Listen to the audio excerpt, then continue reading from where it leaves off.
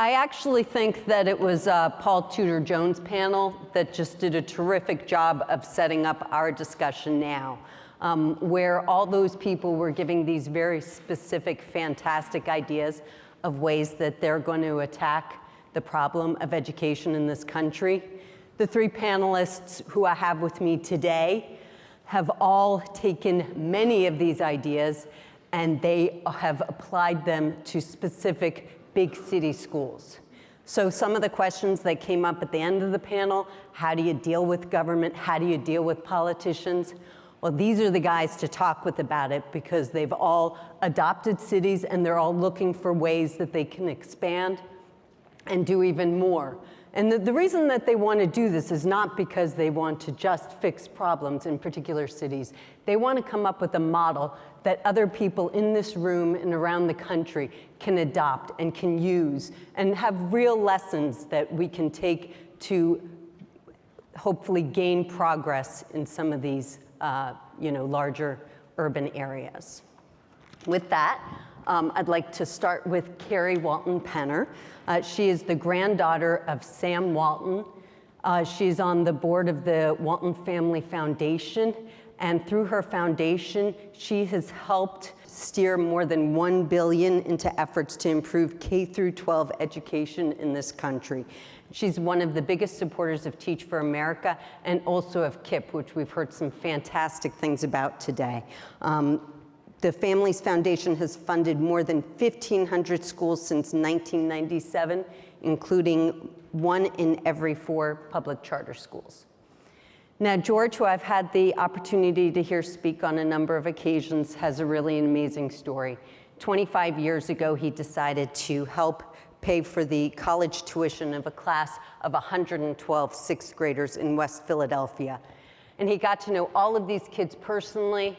And if we have time, maybe he'll tell some of the horror stories of what happened in those early days. But rather than give up, he's redoubled his efforts.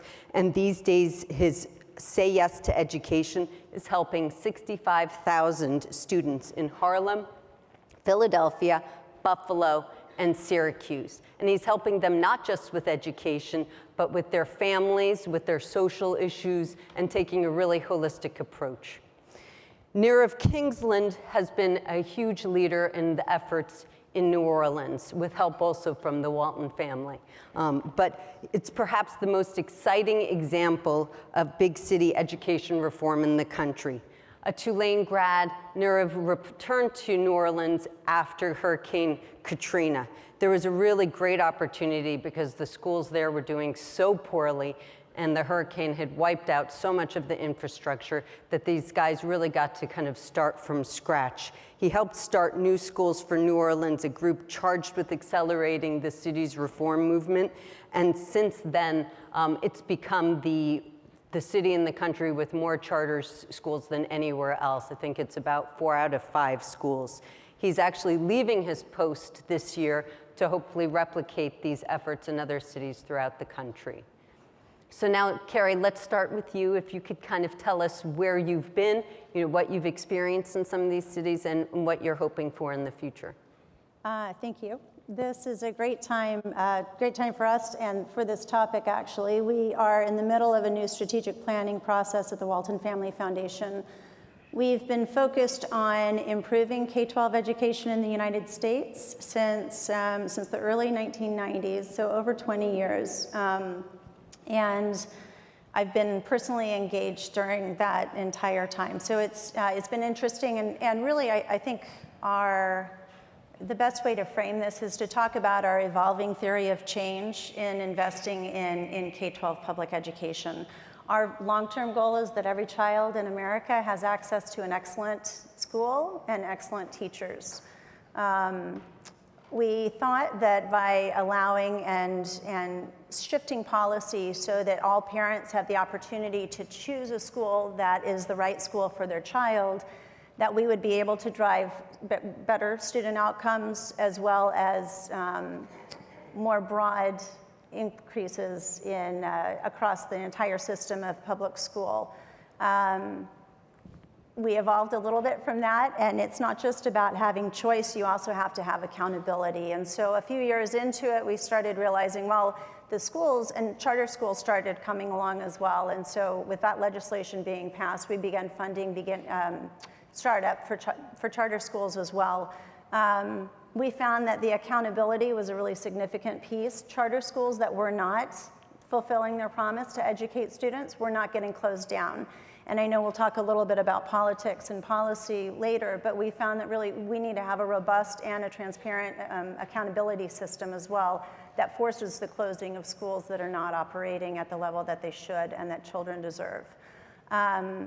We have always, to the point of our discussion today in proof point cities, we have been focused geographically. Currently, we work in 7 cities around the United States across the public school sector. So we're working with district leaders as well as charter schools in those 7 districts. We work on increasing the number of high quality charter schools in an additional 9 districts as well.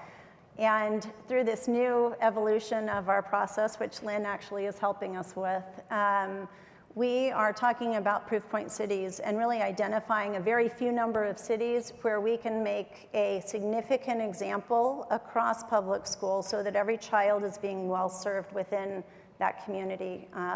That means having more models and more types of schools, having schools and leaders who are well developed, teachers who are well supported and are able to really be the professionals they want to be.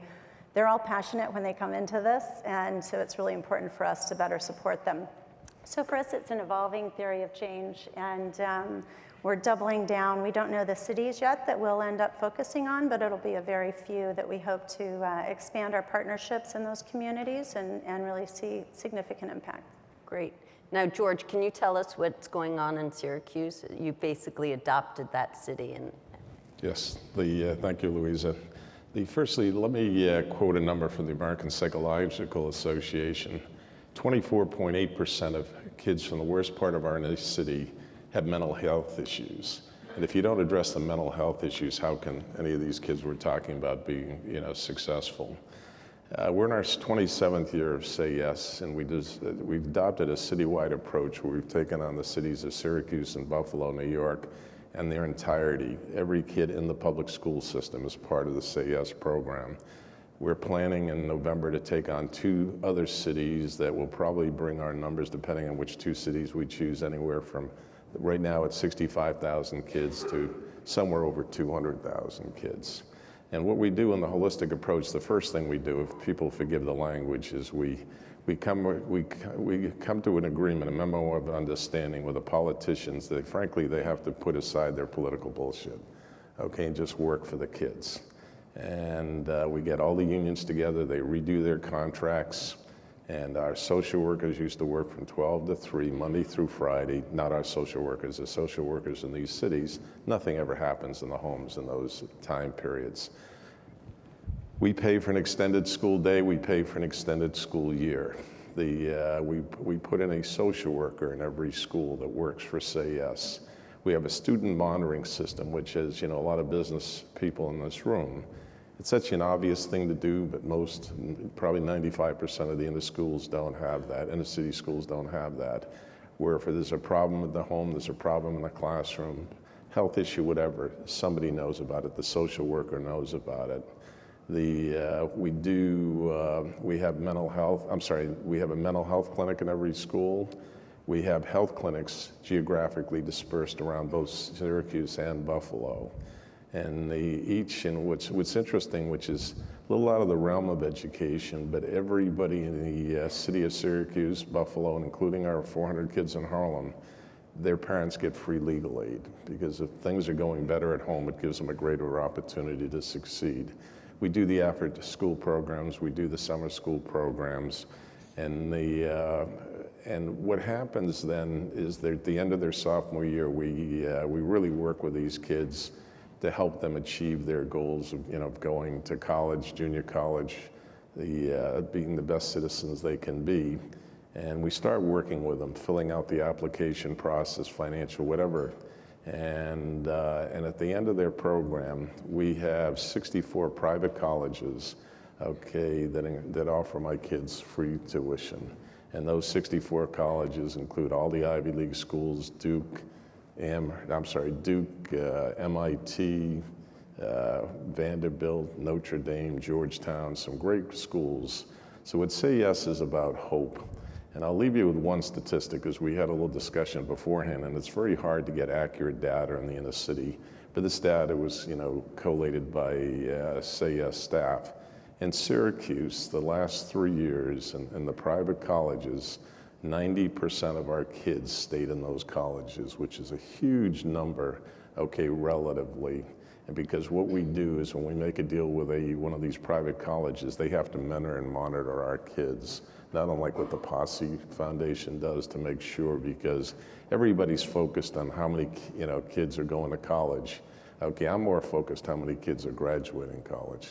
Let's let Nirav jump in, and then we'll get back to what's going on. Great, thank you. So when you think about New Orleans, first and foremost, it's very important to understand where we're starting from. In the early 2000s, New Orleans was perhaps the worst school district in the country. It was financially bankrupt, it was corrupt. The FBI actually set up a sting office in the district office and arrested 20 people from literally stealing from children. And it was academically bankrupt. The valedictorian of one of our high schools ended up not being able to graduate because she couldn't pass a 10th grade state mandated exam. She had the highest GPA in her high school and was not allowed to walk across the stage because she couldn't pass an exam that covered Algebra 1 and geometry. But over the past 10 years, we've transformed the system. In 2005, 44% of the failing schools in Louisiana were located in one city, in New Orleans. Today, only 8% of the failing schools in the state are located in New Orleans. And within the next 2 to 3 years, we'll have that down to 0. There will not be one failing school in our city.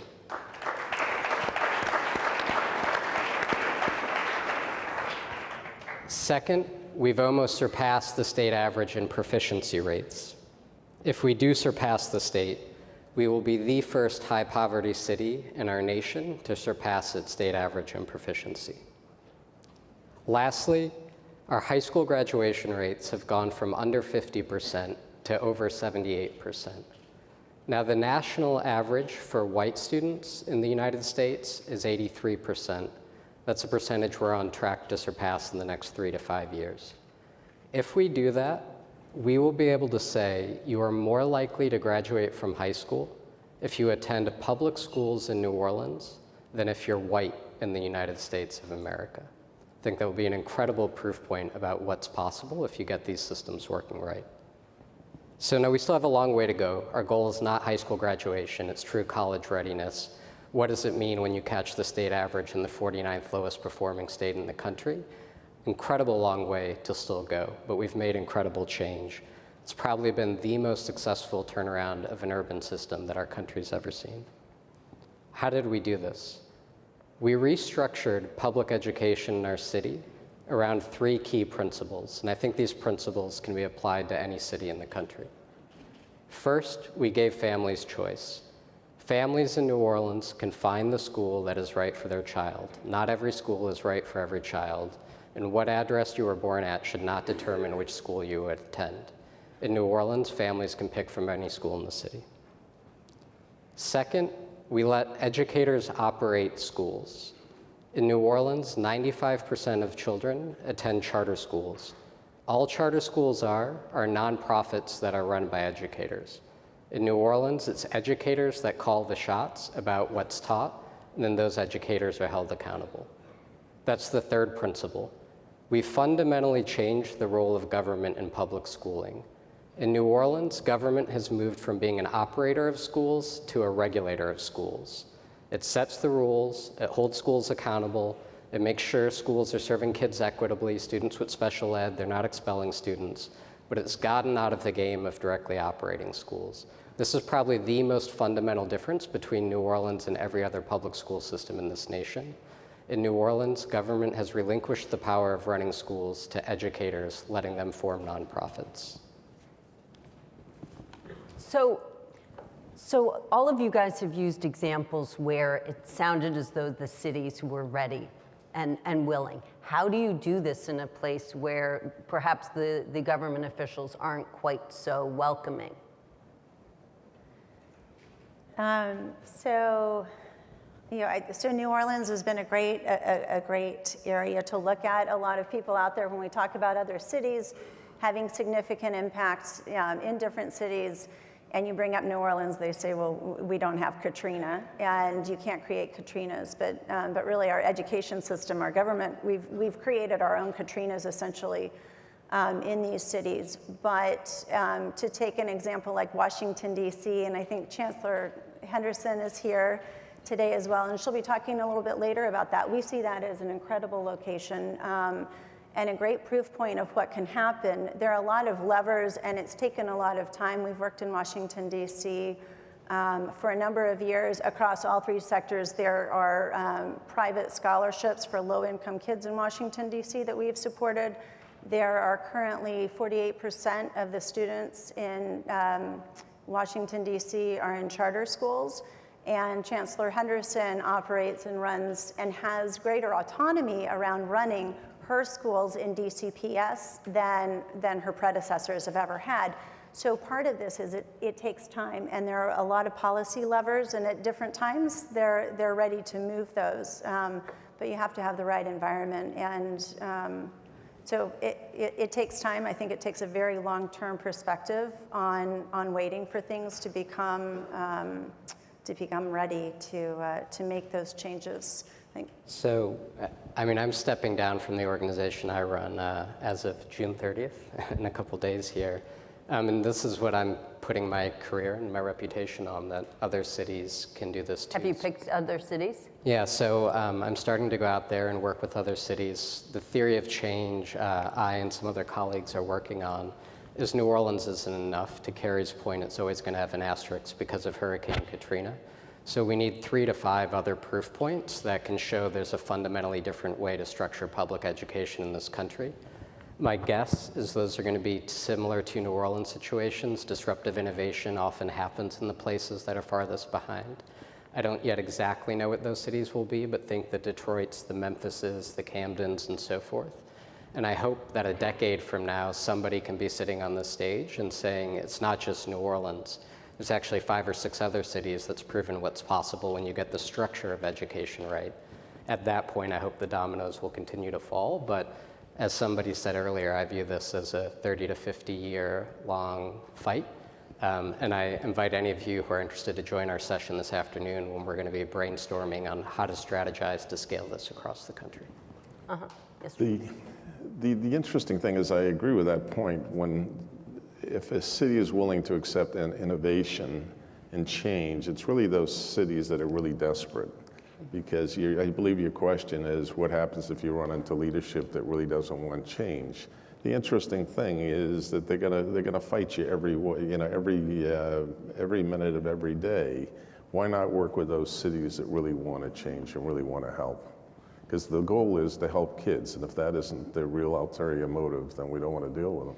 So can I put you on the spot for a second? I love what you do, and it always strikes me as that sounds like it costs so much money, and that you're helping the group that's in school right now, and once they graduate, you're gonna have to start all over again. How do you kind of respond to that? Are you making systematic changes? Well, in Say Yes, we take on everybody in the public school system in both Syracuse and Buffalo. So next year we'll just have another group of, pre-kindergartners. So I think the systemic change, I think the challenge is to make sure, other than my ex-wife who thinks I have an infinite supply of money, I hear the laughing coming from a friend of mine there, is that at some point the city has to take over responsibility. Okay, and we basically give them a 6-7 year, window, because at some point you literally want to take this model, and you ask in your original introduction, what is the goal? Okay, and Claire gave, her goals. Say Yes model works. It's a citywide approach And why shouldn't this be in 20 cities? Right. Okay, the challenge if something's work, okay, what Claire's doing, what you're doing, I think everything is great. Anything that can help kids. And the thing is, I think it's our, role and goal as humanitarians, okay, to really, get the word out and get these different programs going in these different cities, because every year you have hundreds of thousands of kids are falling off the cliff, and it's our obligation to change that. So can any of you guys tell me like what your worst experience was in education, like a lesson that these guys can take away of things that you would not have done like the way you did it? We only have 10 minutes left. Well, we're going to turn it over, so you only have about 2 minutes. Do you want to start? Go ahead. I mean, the hardest thing in the work we do, our work is entrepreneurial based, so every time we're opening up a school, it's a startup organization. And all of you who have run startups know there's a failure rate. And by far the hardest thing I've ever had to deal with in my life professionally is when we open up a school that fails. And we've gone into a community and promised families that we're going to get them to college. And then 3 to 4 years we go back and say we weren't good enough. And we've had about a 10 to 15% failure rate in starting up high-performing charter schools. And that's by far and away the hardest thing we do.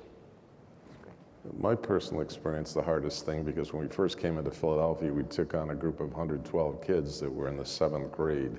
They were already into drugs, they were already sexually active, and you had expectations that all these kids would get straight A's, they'd all go to my university, they'd go to the University of Pennsylvania, and you realize those were your expectations, but when 6 of my young males got murdered in the next few years, that was the hardest thing for me to adapt to.